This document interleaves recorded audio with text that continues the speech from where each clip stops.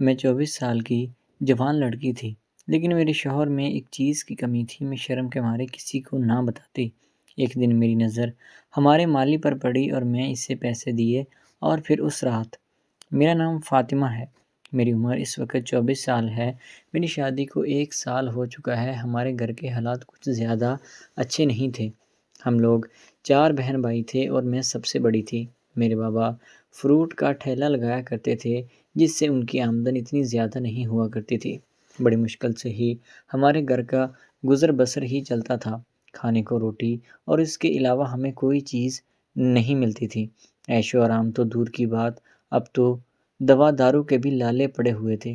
میرے ماما کو کینسر تھا، اس لیے بابا ان کا علاج کروانے کے بھی قابل نہیں رہے تھے، کیونکہ علاج پر اتنے زیادہ اخراجات آتے تھے کہ انہیں ہم افورڈ نہیں کر سکتے تھے۔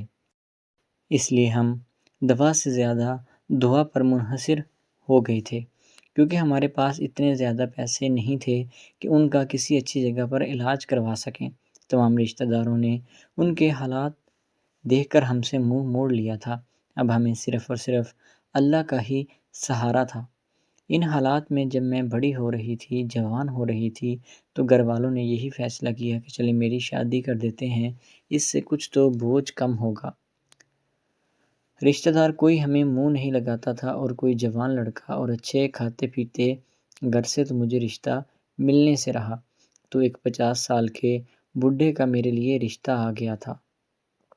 اس کے پاس پیسے بہت زیادہ تھے۔ اس نے یہ ذمہ داری اٹھانے کا کہا تھا کہ وہ میری ماں کا علاج کروائے گا، تو گھر والوں کو بھی اس چیز سے کوئی اعتراض نہیں تھا، اور وہ میرے لیے بھی خوشی کی باعث تھی کہ کوئی مسئلہ نہیں ہے، کہ اپنی جان کی قربانی دینے کے لیے میں تیار ہوں، لیکن اگر میری ماں کا علاج کرواتا ہے تو مجھے کوئی مسئلہ نہیں ہے۔ میں شادی کر کے ارشد کے گھر آ چکی تھی۔ میں نے شادی سے پہلے انہیں بالکل بھی نہیں دیکھا تھا۔ میں دلہن بنی اس کا انتظار کر رہی تھی۔ اب نئی نویلی دلہن کے 100 ارمان ہوتے ہیں کہ میرا دلہا آئے گا اور میرے سامنے اپنے دل کی بات رکھے گا، لیکن جب میں نے دیکھا کہ دھڑم سے دروازہ کھلا اور اندر ایک ادھیڑ عمر شخص داخل ہوا، جس کے سر پر نہ بال تھے، بڑی بڑی مونچھیں اور پیٹ نکلا ہوا تھا، مجھے خونخوار نظروں سے دیکھ رہا تھا۔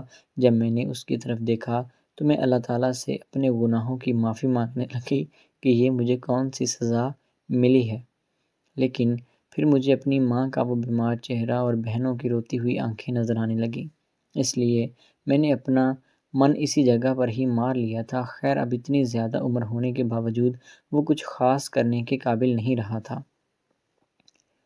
آیا اور آتے ہی وہ سو گیا تھا، اور پوری رات میں اپنے بجھے ہوئے ارمانوں کو لے کر رو رہی تھی۔ صبح ہوئی تو سارے گھر والے مجھے مبارکباد دینے لگے تھے۔ مجھے سمجھ میں نہیں آ رہا تھا کہ میں خوش ہوں یا روں۔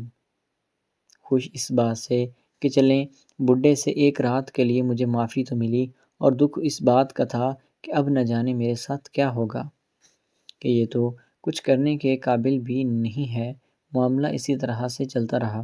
شادی کو 1 سال ہونے کو آ گیا تھا، لیکن اس نے مجھے کوئی خاص ہاتھ نہیں لگایا تھا، کیونکہ اس کی پہلی بیوی اس سے طلاق لے کر چلی گئی تھی۔ اب مجھے سمجھ میں آنے لگا تھا کہ اس کی پہلی بیوی کیوں طلاق لے کر گئی ہے۔ گھر بہت بڑا تھا جہاں پر میں رہتی تھی۔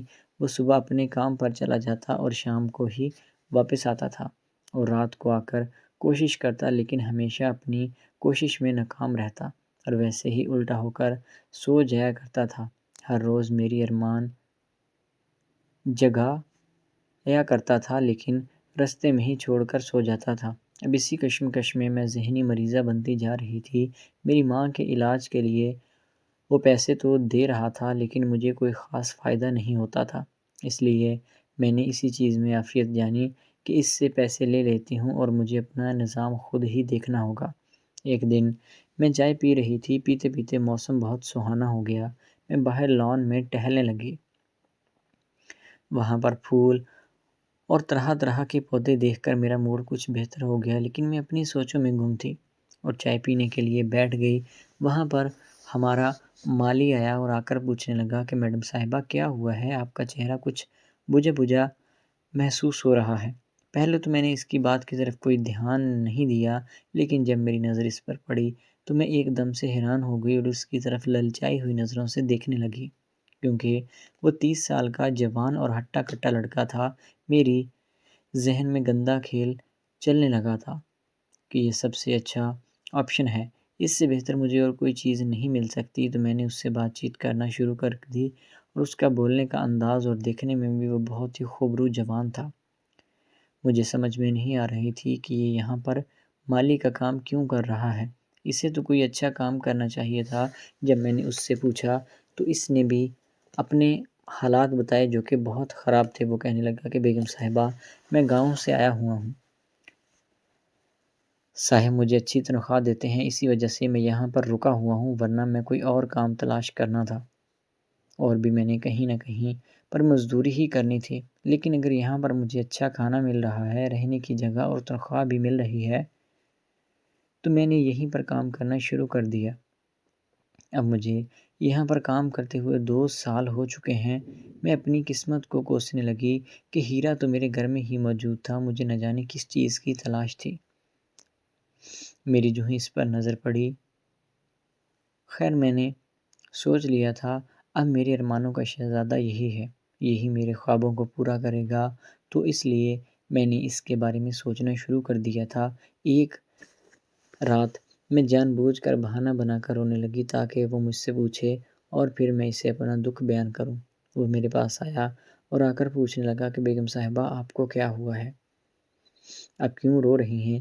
میں نے اسے اپنے شوہر کے بارے میں بتا دیا کہ میرا شوہر تو پورا مرد ہی نہیں ہے۔ جب اس نے میری یہ بات سنی تو شرم کے مارے نظریں جھکا کر کھڑا ہو گیا اور کہنے لگا کہ دیکھیں، یہ آپ کا میاں بیوی کا معاملہ ہے، آپ مجھے یہ نہ بتائیں تو زیادہ بہتر ہوگا۔ میں نے اس سے کچھ پیسے دیے اور کہا کہ تم میرا اگر یہ کام کر دو تو میں تمہاری احسان مند رہوں گی، اور جتنے پیسے تمہیں چاہیے ہوں گے مجھ سے لے لیا کرو، تنخواہ تمہاری لگی رہے گی، لیکن اس کے علاوہ اضافی پیسے بھی تمہیں میں دے دیا کروں گی۔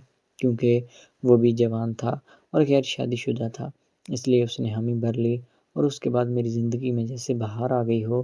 وہ میری خواہشات کا خیال رکھتا تھا اور میرے جذبات کی قدر کرتا تھا، میں بھی اسے کبھی انکار نہیں کرتی تھی، اور جب بھی میرا شوہر گھر پر نہیں ہوتا تھا تو وہ میرے پاس آتا اور پھر ہم دونوں ایک لمبے سفر پر نکل پڑتے تھے۔ جیسے ہی ہم لوگ اپنی منزل پر پہنچتے تو وہ مجھے اتار دیتا تھا اور اپنے کام میں جا کر مصروف ہوتا تھا۔ میں سارا دن ساری رات اسی کے بارے میں سوچتی رہتی تھی۔ خرچے تو میرا شوہر میرے پورے کر رہا تھا، لیکن میری خواہشات میرا پیارا مالی پوری کر رہا تھا۔